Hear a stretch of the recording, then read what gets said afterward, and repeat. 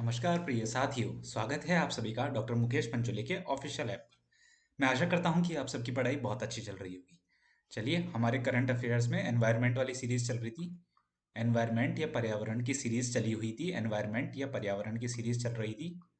ठीक है, और इसमें हम यूनिट 9 ले रहे हैं, नेट यूजीसी का यूनिट नंबर 9। ठीक है, तो आपको एक्सप्लेनेशन के साथ यहाँ पे एमसीक्यूज प्रोवाइड किए जा रहे हैं, जिससे कि आपको जो आगामी एग्जाम है उनमें आसानी हो सके कि किस तरीके से क्वेश्चंस को अटेम्प्ट करना है। साथ ही साथ आपको स्ट्रेटेजी भी शेयर कर रही है कि कोई भी क्वेश्चन होता है तो आपको किस तरीके से उसको अटेम्प्ट करना है। ठीक है, चलिए अब इस लेक्चर को आगे बढ़ाते हैं क्वेश्चंस के साथ, क्वेश्चन आंसर के साथ में।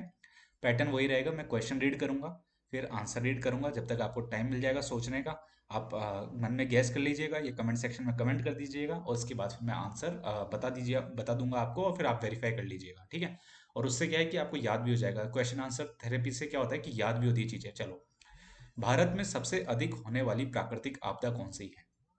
क्वेश्चन को ध्यान से पढ़ना, प्राकृतिक आपदा के बारे में पूछ रहा है। ठीक है, प्राकृतिक आपदा पूछ रहा है, नेचुरल सबसे ज्यादा कौन सी है? ठीक है, भूकंप, ठीक है, बाढ़, भूस्खलन या फिर ज्वालामुखी।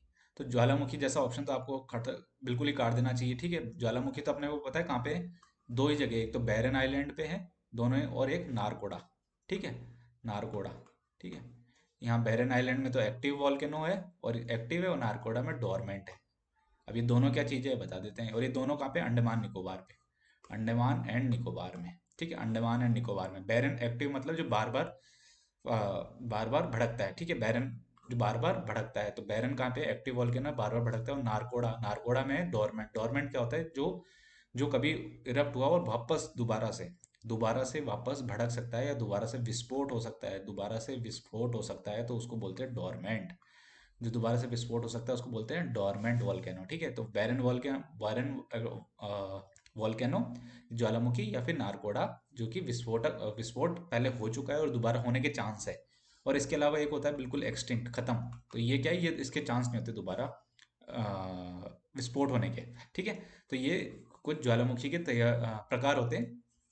किस तरीके से? तो ये तो होगा नहीं, ये तो बहुत कम चांस है। भारत में, भारत की स्थिति को देखे, परिस्थिति को देखे, तो ज्वालामुखी तो होगा नहीं। ठीक है, भूकंप और भूस्खलन भी आपको पता है। भूस्खलन जैसे ये अपना भारत का मैप है, पहले भी बताया था, ये भारत का मैप बना लो आप। ठीक है, इसी तरीके से याद किया करो चीज़ों को, भारत का मैप इस तरीके से। ठीक है, ये नेपाल, थोड़ा सा क्लियर बना लेते हैं, रुको, वेट, थोड़ा सा क्लियर बना लेते हैं। ये अपना, ये लो, ठीक है ना, अभी लोग आ रहा है। ये अपना राजस्थान, ये गुजरात, और इधर से ये थोड़ा सा लेह लद्दाख, ये नेपाल वाली जगह, ये सिक्किम में ये। ठीक है, तो आपको पता है कि ये वाला जो एरिया है, लगभग लगभग ये वाला अपना भूकंप भूकंप भूकंप वाला तो आई, और साथ ही साथ में यहाँ पे भूकंप के साथ साथ भूस्खलन जैसी समस्या भी देखने को मिलती है। भूस्खलन जहाँ पे पहाड़ी इलाका हो गया, और सेम ऐसे ही इधर है, पश्चिमी घाट पर, पश्चिमी घाट पश्चिमी घाट पर यहाँ पे भी क्या है, यही सेम स्थितियां हैं। तो ये भी, इनके चांस कंपेरेटिवली कम है, भूकंप के और भूस्खलन के। तो अब बचा कौन सा ऑप्शन? बाढ़।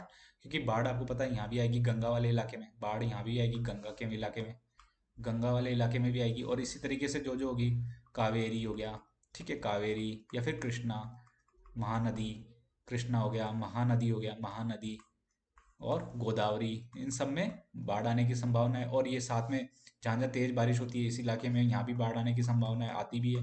बिहार में आपको पता है बाढ़ आती है, बाढ़ आती है बिहार में। ठीक है, और उसके साथ साथ यहाँ नीचे भी, यहाँ भी आपको केरला तमिलनाडु के इलाके में भी, चेन्नई में भी देखा है आपको, बार बार बाढ़ आती है। अब चाहे वो नेचुरल फैक्टर रहे हो या प्राकृतिक या फिर आर्टिफिशियल फैक्टर रहे होंगे, तो सबसे ज्यादा चांसेस किसके होते हैं? सबसे ज्यादा अपने बाढ़ के होते हैं। बाढ़ के सबसे ज्यादा, प्राकृतिक आपदा कौन सी है? तो सबसे ज्यादा बाढ़, फ्लड्स, इंग्लिश में इसको बोलते हैं फ्लड। फ्लड आ गई, बाढ़ आ गई। चलिए आगे बढ़ते हैं दूसरे क्वेश्चन की तरफ। कौन सी प्राकृतिक प्रकोप संपत्ति और जीवन को अधिकतम नुकसान पहुंचाती है? ठीक है, तो अब जो ज्यादा होती होगी, डेफिनेटली उसकी बात है, जो ज्यादा हो रही है वही तो ज्यादातर, अधिकतर नुकसान तो वही पहुंचाएगी ना। तो ऑप्शन देख लो, जल प्रकोप, जल मौसमी प्रकोप, भू वैज्ञानिक प्रकोप, और भू रासायनिक प्रकोप। अब भू रासायनिक प्रकोप तो इतना इतना है ही नहीं ऑफन। ठीक है, चलो इसका आंसर, क्योंकि पिछली बार में हमने देखा था बाढ़ और साइक्लोन, बाढ़ जैसी समस्या है, बाढ़, ठीक है, चक्रवात, ये ज्यादा नुकसान पहुंचाते हैं। ठीक है, और ये सब मौसमी, जल मौसमी प्रकोप है। तो जल मौसमी प्रकोप जो है वो सबसे ज्यादा आपको डैमेज पहुंचाते हैं, या सबसे अधिकतम नुकसान पहुंचाते हैं। तो इसका आंसर हो जाएगा 42 का आंसर हो जाएगा आपका बी। ठीक है, 42 का आंसर हो जाएगा बी।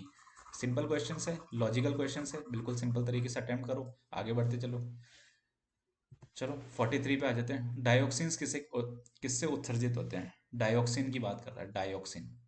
ठीक है, अब क्या हो रहा है, डायोक्सिन किससे उत्सर्जित होते हैं? अब एक चीज ये देखो कि क्वेश्चन में कुछ क्वेश्चंस होते हैं फैक्ट बेसिस पे, फैक्ट सीधा आपको पता होना चाहिए क्या आंसर है, और कुछ होते हैं लॉजिकल, जिसमें आपको दिमाग थोड़ा सा लॉजिकल अप्लाई करना है, रीजनिंग अप्लाई करनी है।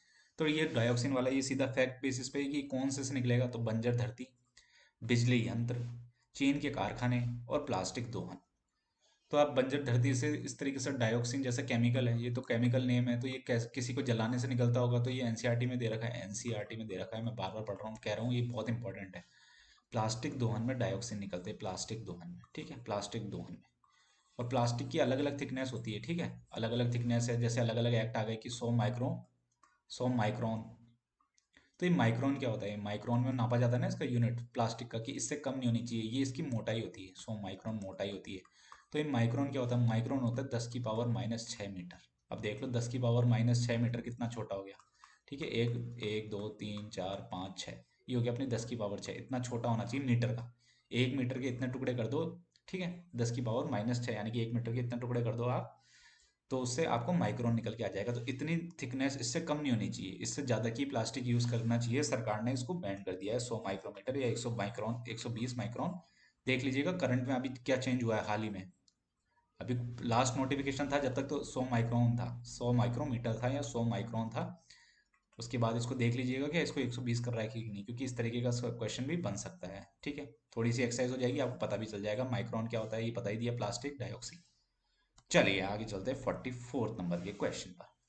प्रत्येक बालक के लिए एक पेड़ का नारा किस आशय से गढ़ा गया है? ये देखो, ये है लॉजिकल सवाल, और इसके लिए आप सोचोगे कौन सी बुक से आया है, कहाँ से आया है, तो अब अभी देखना, अब इसके ऑप्शंस भी देखना, सबसे इंपॉर्टेंट बात देखना, इसके ऑप्शंस देखना, फिर आपको लगेगा कि इसका आंसर क्या होगा, और कंफ्यूज होंगे जरूर। इसका कमेंट करना, ये सोचना जरूर आप मन में कि ये आंसर होना चाहिए, और फिर मैं आंसर बताऊंगा तो आप वेरीफाई करना कि आपका सही है कि गलत है। चलो, सामाजिक वन कार्यक्रम, पहले वापस क्वेश्चन देख लो। प्रत्येक बालक के लिए एक पेड़, प्रत्येक बालक के लिए एक पेड़, अच्छा इनिशिएटिव है। सामाजिक वन कार्यक्रम, स्वच्छ वायु कार्यक्रम, भूमि संरक्षण कार्यक्रम और पर्यावरण सुरक्षा कार्यक्रम।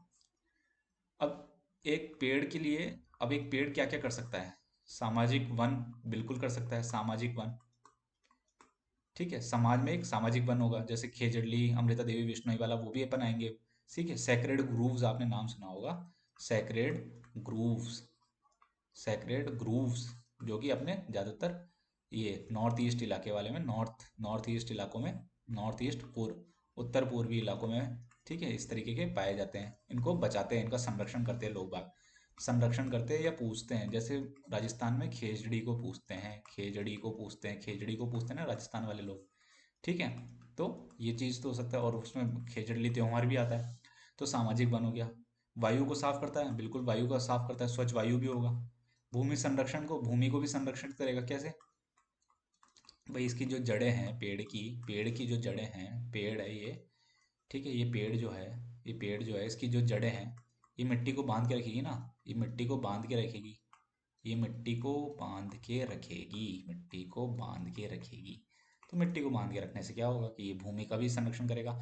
और पर्यावरण सुरक्षा तो है ही, ओवरऑल पर्यावरण सुरक्षा तो है ही, पर्यावरण सुरक्षा तो है ही। तो अब आपको बताना है कि आंसर क्या होगा। अब चारों ही आंसर करेक्ट है, और ऑल ऑफ दीज तो है ही नहीं ऑप्शन, ऐसा तो ऑप्शन है ही नहीं, all of these, all of the above, all of these सारे सही है, उपयुक्त सभी, तो ये ऑप्शन तो है नहीं। तो अब इसका करेक्ट आंसर क्या होगा? देखो सारे आंसर सही है ना, लेकिन मोस्ट क्लोज आंसर देखना है आपको। अब सामाजिक वन कार्यक्रम, स्वच्छ वायु भी होगा, भूमि संरक्षण भी होगा, लेकिन ये देखो आप सब किस में कवर हो रहा है, ये सब इसी में कवर हो जा रहा है, पर्यावरण सुरक्षा कार्यक्रम। अगर अपन पर्यावरण को बचाएंगे, पर्यावरण को बचाएंगे तो इनसे ये सब चीज़ें ऑटोमेटिकली हो गई, वायु भी शुद्ध हो गई, सामाजिक वन भी हो गया अपना, और भूमि भी संरक्षित हो गई। तो सबसे अच्छा आंसर कौन सा होना चाहिए? सबसे अच्छा आंसर होना चाहिए इसका डी, इसलिए इसका करेक्ट आंसर होगा डी। बाकी कोई भी आंसर नहीं होगा, नेट यूजीसी ने भी इसका आंसर डी दे रखा है। चलिए ठीक है, सिंपल था, लेकिन इसको टफ कब बन जाएगा? जब आप एग्जाम में बैठेंगे तो आप सोचेंगे, और या फिर ऑप्शन तुरंत देखेंगे, सामाजिक वन टिक कर देंगे, स्वच्छ वायु, हाँ वायु स्वच्छ तो करता है, अरे ऑप्शन देखो ना आप, सारी चीजें तो हो रही हैं, ऐसा कौन सा फैक्टर है जो नहीं हो रहा है, इससे सारी चीजें तो हो रही हैं। तो फिर मोस्ट अप्रोप्रिएट आंसर देखना है, मोस्ट अप्रोप्रिएट जो सबसे अच्छा आंसर हो, सबसे क्लोज आंसर हो, सबसे नजदीक जो आंसर होगा वो आपका आंसर होना चाहिए। ठीक है, चलो अब आगे बढ़ते हैं इस क्वेश्चन में। निम्नलिखित में से बायोगैस का प्रमुख तत्व कौन सा है? बायोगैस बार बार अपन नाम सुनते हैं, बायोगैस, ठीक है, बायोगैस बार बार नाम सुनते हैं ना। बायोगैस हो गई, या इसको गोबर गैस भी बोलते हैं। बायोगैस हो गया, गोबर गैस हो गया। कल बजट में पता है गोवर्धन स्कीम बताई गई है, एक गोवर्धन स्कीम बताई गई है, गोवर्धन। धन तो आपको पता ही है, गोबर धन लक्ष्मी पैसा, वो गोबर। तो ये कि सीधा सीधा पूछ ले गोवर्धन किससे संबंधित है, तो ये भी बायोगैस या फिर बायोगैस से संबंधित है, मीथेन गैस। ठीक है, तो ये कौन कौन सी होगी, इसका फुल फॉर्म भी है, इसका फुल फॉर्म भी पूछ सकते हैं। तो galvanizing, galvanizing galvanizing organic bio agro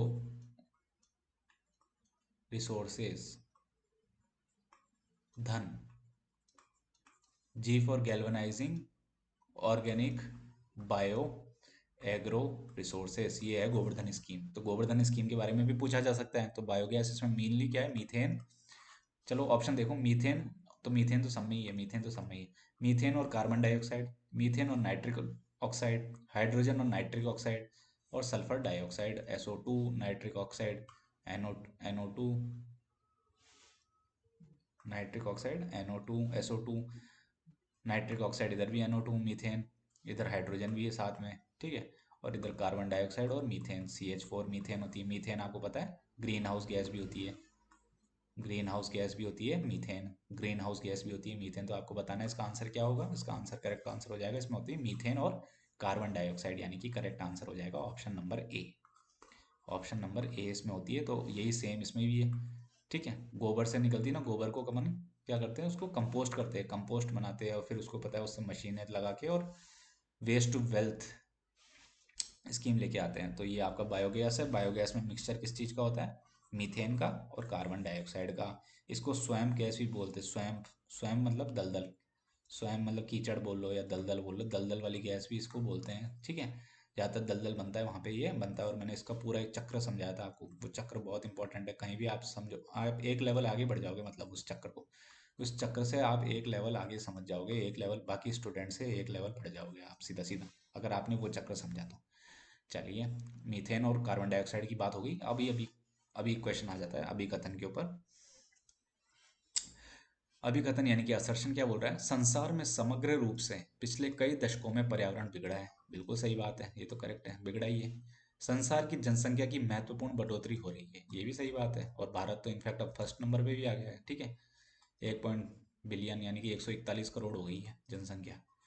चलो, तो ये बात भी सही है, और ओवरऑल भी बढ़ रही है जनसंख्या, लगभग लगभग 7 बिलियन के आसपास हो गई है, 700 करोड़।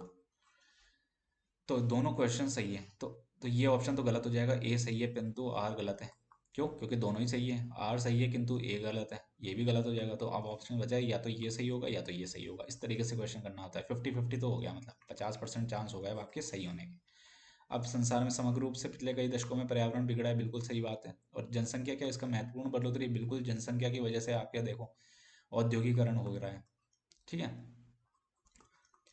औद्योगिक औद्योगिक औद्योगिक औद्योगिक नगरी बन रही है, औद्योगिकरण हो रहा है, पेड़ों की कटाई हो रही है, क्लाइमेट चेंज हो रहा है, गैसेस, ग्रीन हाउस गैसेस जो है, ग्रीन हाउस गैसेस है वो ज़्यादा रिलीज हो रही है एनवायरनमेंट, तो एनवायरनमेंट प्रदूषित हो रहा है। तो कहीं ना कहीं एनवायरनमेंट का, और लोगों की ज़रूरत है तो आवश्यकता के हिसाब से एनवायरनमेंट को चेंज, जो रिसोर्सेज है उसकी कमी हो रही है, जो रिसोर्सेज है, जो संसाधन है उनकी कमी हो रही है, संसाधनों की कमी हो रही है। तो ये सीधा सीधा इसका रीज़न है, बिल्कुल है ही, इसका स्ट्रॉन्ग रीज़न है। तो ए सही है, आर सही है, और ए का आर सही स्पष्टीकरण है।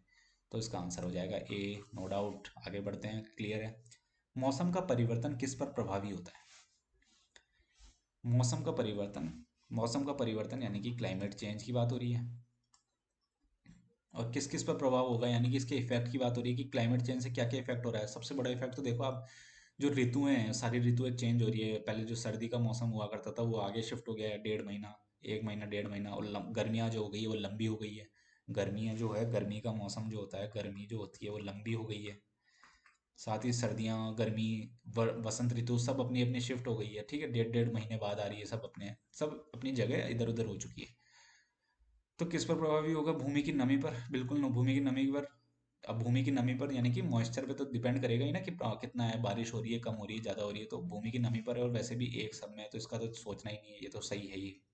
वन अग्नि को अभी छोड़ते हैं। बायोडाइवर्सिटी, इस पे तो सीधा सीधा प्रभाव पड़ेगा। तो तीन सब में आना चाहिए, तीन भी सब में है, तो इसका भी कोई मतलब नहीं है। ठीक है। भूमिगत जल।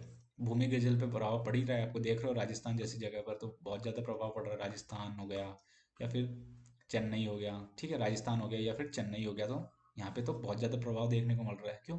मौसम के परिवर्तन, जैसे ही मौसम होगा तो बारिश, इरेगुलर बारिश होगी, बारिश भी कम हो रही है। अब बारिश कम हो रही है तो पानी कहाँ से आएगा फिर?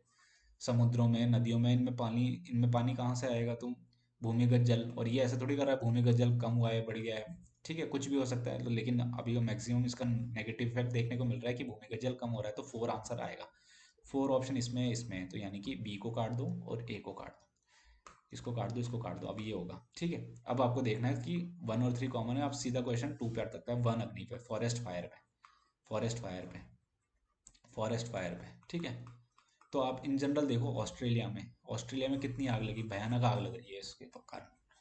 अब इसमें भारत तो कहीं पूछा नहीं है, और भारत भी होता तो वहां भी कहीं ना कहीं अपने देख रहे होंगे, कर्नाटक वगैरह जैसे इलाकों में जहाँ सूखा है, राजस्थान के कई सूखे में वहाँ आग लग रही है, वहाँ पे आग लग रही है। ठीक है। अभी लास्ट टाइम माउंट आबू में आग लगी थी। ठीक है। चलिए, तो ये चीज़ें आप, और वहाँ का ना देखे तो आप ऑस्ट्रेलिया का देखिए ना। आप ऑस्ट्रेलिया में देखिए किस तरीके से आग लग रही है, मौसम परिवर्तन की वजह से, सूखे की वजह से, क्योंकि सूख चुका है, नमी नहीं है, तो वो आसानी से आग पकड़ सकता है। तो ये चीज़ भी इंपॉर्टेंट है, तो इसलिए इसके आंसर हो जाएंगे चारों, all of these. D option इसका करेक्ट हो जाएगा। सभी ये भूमि की नमी। वापस रिपीट कर देते हैं, मौसम परिवर्तन से, क्लाइमेट चेंज से क्या हो रहा है, भूमि की नमी बिल्कुल है, और ये सब में कॉमन है। फॉरेस्ट फायर मैंने अभी एक्सप्लेन किया, ऑस्ट्रेलिया का एग्जाम्पल लेकर, बायोडाइवर्सिटी का एग्जाम्पल लिया और भूमिगत जल का एग्जाम्पल लिया। चलो, तो इससे आंसर हो जाता है 47 का ABCD ऑल। 48वें क्वेश्चन पे आते हैं। भारत सरकार की जलवायु कार्य योजना के अंतर्गत 8 लक्ष्यों में निम्नलिखित में से कौन सा सम्मिलित नहीं है? भारत सरकार की जलवायु कार्य योजना में अंतर्गत 8 लक्ष्य हैं। ठीक है भैया, 8 टारगेट है, 8 लक्ष्य हैं। अब ये फैक्ट का क्वेश्चन है, अब ये फैक्ट बेसिस पे है या लॉजिकल है? अब भैया 8 है तो आपको 8 के 8 पता होते तो आप सीधा सीधा कर देते कि ये है, ये नहीं है। सौर शक्ति, अपशिष्ट से ऊर्जा स्थानांतरण, वनीकरण और नाभिकीय ऊर्जा। अब ये सारे तो, अभी मैं इसमें आठों के आठों प्लान बता दूंगा, फिर आप अपने हिसाब से आंसर्स बता दीजिएगा, लेकिन उसके पहले आपको 8 पता तो होने चाहिए कि 8 है कौन से। ये इंग्लिश में, ये लो भैया 8, national action plan climate change के, एक, ये दो, ये तीस, ये चौथा, ये पांचवा, ये छठा, ये सातवां और ये आठवां। तो ये 8 प्लान्स हो गए। ये 8 के 8 आपको पता होने चाहिए। ठीक है। और इसका एक ट्रिक भी बनाई थी मैंने शायद। सहवाग जो क्रिकेटर है अपने, सहवाग जी, और HK, मतलब सहवाग HK, एस से सोलर यानी कि सौर ऊर्जा वाला हो गया। सोलर मतलब सौर ऊर्जा हो गया। एनर्जी मतलब ऊर्जा, ऊर्जा का यूज़, एफिशिएंसी जो यूज़ करना है, मतलब इनपुट आउटपुट में कितना इनपुट हो रहा है और कितना आउटपुट निकल रहा है, उसमें एफिशिएंसी उसके बोलते हैं दक्षता। दक्षता, एनर्जी एफिशिएंसी। सस्टेनेबल हैबिटेट, जहाँ पे वो रहता है, जिस पर्यावरण में रहता है, जिस हैबिटेट में रहता है, जिस एरिया में जिस रहता है, उसको सस्टेनेबल होना चाहिए वो। ठीक है, सतत होना चाहिए, सतत होना चाहिए वहाँ का। वाटर मिशन, पानी से संबंधित। ठीक है। एग्रीकल्चर से संबंधित, कृषि से संबंधित भी टारगेट्स हैं। Climate change knowledge, strategic knowledge होनी चाहिए आपके पास, उसका ज्ञान होना चाहिए क्लाइमेट चेंज को लेकर। ठीक है। मौसम परिवर्तन को लेकर ज्ञान होना चाहिए, तभी तो आप उसके अकॉर्डिंग चीज़ों को मैनिपुलेट कर पाएंगे, चीज़ें अपने आप। और हिमालय के बारे में बात हो रही है, हिमालय पर्यावरण को संरक्षित करने के लिए बात हो रही है, हिमालय के पर्यावरण को संरक्षित करने के लिए अलग से प्लान है भैया उसका। ठीक है। और इसके अलावा नेशनल मिशन ग्रीन इंडिया, हरा भरा भारत, अपना ग्रीन इंडिया, हरा भरा भारत अपना ऑप्शन होना चाहिए। ठीक है। तो ये आपको इससे मिल जाएगा। सोलर एनर्जी, एच से ये हैबिटेट, W से वाटर, A से एग्रीकल्चर, G से अपना, ये कौन सा आ गया, नॉलेज। ठीक है। और ग्रीन इंडिया और हिमालयन इकोसिस्टम, और K से अपना नॉलेज। तो यानी कि सहवाग HK इसकी ट्रिक हो गई, Sehwag HK, Sehwag HK। Sehwag, H के सहवाग तो सिंपल है, और एच के तो आपको 8 के 8 याद रहेंगे, और कभी मुख्य परीक्षा में जैसे हम लिखते थे RSIS में, तो वहाँ पे काम देती है ये सब चीज़ें, ट्रिक्स इस तरीके से याद होती है। पेयजल में कुल द्रवीभूत ठोस पदार्थ, द्रवीभूत ठोस पदार्थ की बात हो रही है, ठोस पदार्थ का सांद्रण निम्नलिखित से अधिक नहीं होना चाहिए। अगेन फैक्ट बेसिस पे, पता है तो ठीक है, नहीं आता तो तुक्का मारते रहो, गलत करते रहो। पता है तो सीधा टुक कर दोगे, 500 milligram per litre, 400 milligram per litre, 300 milligram per litre, 200 milligram per litre. तो अभी देख लेना, अभी आंसर 200 मिलीग्राम पर लीटर है। मैंने WHO, वर्ल्ड हेल्थ ऑर्गेनाइजेशन की साइट से ये डेटा उठाया हुआ है, आप चेक कर लीजिएगा। ये WHO का डेटा है, वर्ल्ड हेल्थ ऑर्गेनाइजेशन का, उसमें दे रखा है, तो इसमें आप देख लो ये किसकी बात कर रहा है, ये कौन से फैक्टर की बात कर रहा है, हार्डनेस की बात कर रहा है। ठीक है, टोटल हार्डनेस कैल्शियम कार्बोनेट की, ठोस पदार्थ की बात कर रहा है, तो ये 200 है, मिलीग्राम पर लीटर में है, 200 है। ये यहाँ से इन्होंने फैक्ट उठाया हुआ है। इसी प्रकार से अगर dissolve, total dissolve solids milligram per litre की बात कर रहा है, अगर ये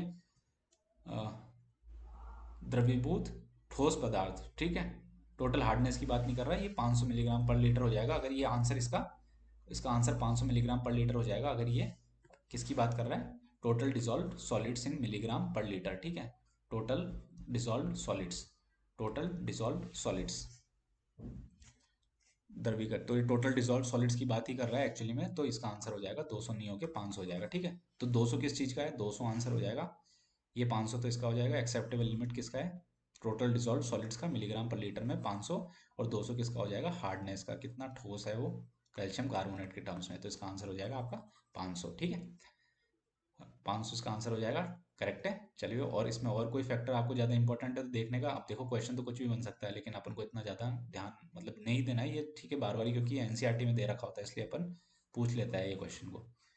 चलिए, अब आगे बढ़ते हैं। ये टेबल है, ये स्क्रीनशॉट ले लीजिएगा, कभी आपको फुर्सत में रिवाइज करना हो, एग्जाम दूर हो जब, तो इसको पढ़ लीजिएगा, और एग्जाम पास में तो जो अपना वाला आंसर 200 वाला याद कर लीजिएगा।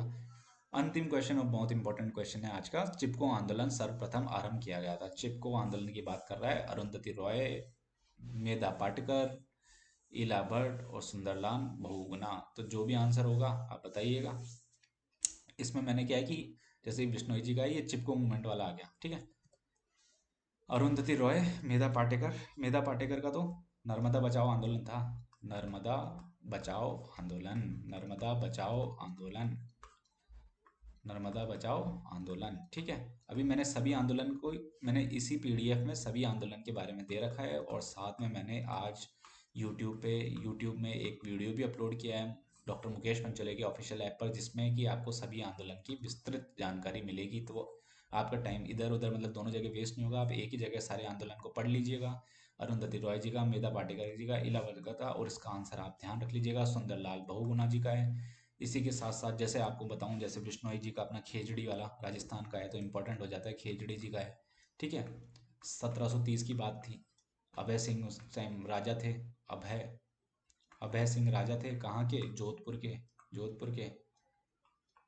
और अमृता देवी बिश्नोई वो थी, लेडी थी, अमृता देवी बिश्नोई, जिसकी अध्यक्षता में ये आंदोलन हुआ।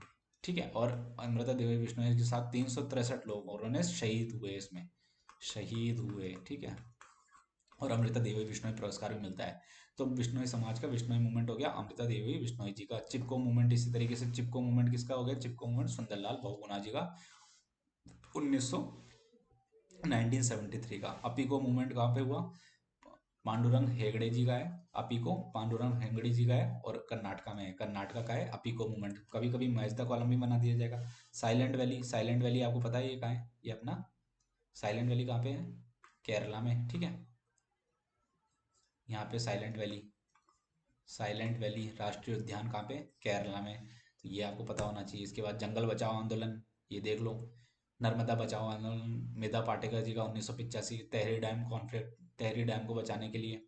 ये मैंने सभी लेडीज़ का नाम एक साथ लिख रखा है ताकि आप स्क्रीनशॉट लो आराम से और इसको देखो। अमृता देवी जी का बिश्नोई वाला खिचड़ी बचाओ, गौरी देवी का चिपको मूवमेंट, मेधा पाटिल जी का NB क्या हो गया, ये नर्मदा बचाओ आंदोलन, नर्मदा नर्मदा बचाओ आंदोलन, नर्मदा बचाओ आंदोलन, नर्मदा बचाओ आंदोलन। सुनीता नारायण जी का इंपॉर्टेंट नहीं है इतना। और ये एक्टिविस्ट है अरुणा रॉय, तो एक्टिविस्ट है MKSS का, ये इंपॉर्टेंट है। चंपा देवी शुक्ला भोपाल गैस ट्रेजेडी में थी। भोपाल गैस ट्रेजेडी कब की है? 1984 की है। मेनका गांधी इतना इंपॉर्टेंट नहीं है। सुगता कुमारी, ये इंपॉर्टेंट है। Sugata Kumari, Sugata Kumari, Sugata Kumari. Silent Valley, Silent Valley. यहाँ पे कुद्रेमुख, कुद्रेमुख कर्नाटका का एक प्रोजेक्ट है, कर्नाटका का, इसकी वजह से विवाद हुआ। कर्नाटका का प्रोजेक्ट है कुद्रेमुख, ठीक है। और नदी कौन सी थी? नदी पूछ ले तो, नदी पूछ ले तो एडवांस क्वेश्चन, कुंती पूजा, कुंती पूजा, कुंती पूजा, ठीक है। हिंदी में भी एक ही बात है, हिंदी इंग्लिश तो एक ही है इनकी, कुंती पूजा। जय जय जय जय, कुंती पूजा, कुंती पूजा, ठीक है। तो ये नदियाँ हो गई आपकी। तो एडवांस्ड क्वेश्चन बन जाता है कि कौन सी नदी पर है, कौन सा इसका वो है। कुद्रेमुख कर्नाटका का है, तो सुगता कुमारी पोएट है, मतलब कवि है, जो कि साइलेंट वैली नेशनल राज्य उद्यान है कहाँ पे?